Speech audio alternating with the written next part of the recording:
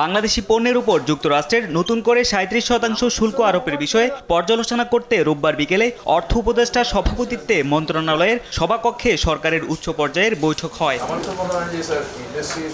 বৈঠক শেষে প্রধান উপদেষ্টার প্রেস সচিব শফিকুল আলম জানান, মার্কিন যুক্তরাষ্ট্রের নতুন শুল্ক নীতির পরিপ্রেক্ষিতে বাংলাদেশ সরকারের পদক্ষেপগুলো জানাতে ট্রাম্পকে সরাসরি চিঠি দিবেন প্রধান উপদেষ্টা ডক্টর মোহাম্মদ ইউনুস। আর আরেকটি চিঠি দেবে বাণিজ্য মন্ত্রণালয়।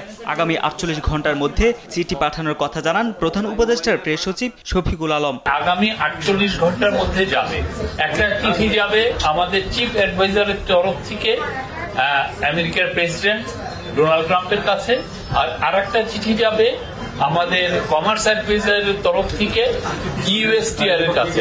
বৈঠকের পর অর্থ উপদেষ্টা জানান, যুক্তরাষ্ট্রের সঙ্গে বাণিজ্য বাড়াতে চায় বাংলাদেশ।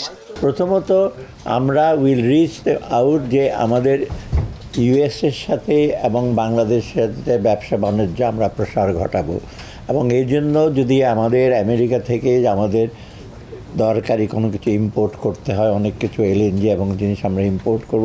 ধারাবাহিক প্রচেষ্টার অংশ হিসেবে অংশীজনদের সঙ্গে আলোচনায় বসে সুনির্দিষ্ট কিছু প্রস্তাবনায় একমত হয়েছেন বলে জানান বাণিজ্য উপদেষ্টা। স্ট্র্যাটেজিগুলো বোঝার জন্যই আজকে আমাদের আলোচনা, এবং আমরা সুনির্দিষ্ট কিছু প্রস্তাবনার মধ্যে আমরা একমত হয়েছি, এবং সেই অনুযায়ী আমরা আমাদের কর্মকাণ্ড পরিচালনা করব।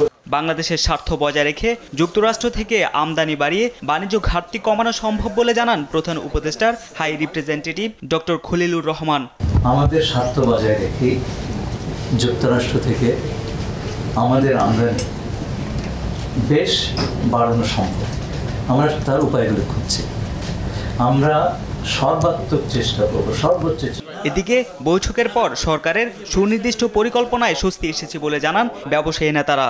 আমরা ব্যবসায়ী সম্প্রদায় আমাদের একটা স্বস্তির জায়গা আজকে তৈরি হয়েছে যে সরকারের যে সুনির্দিষ্ট একটা পরিকল্পনা আছে, এবং সেটা একটা টাইম বাউন্ড পরিকল্পনা। এরকম একটি চিঠি এখান থেকে যাবে বলা উচিত।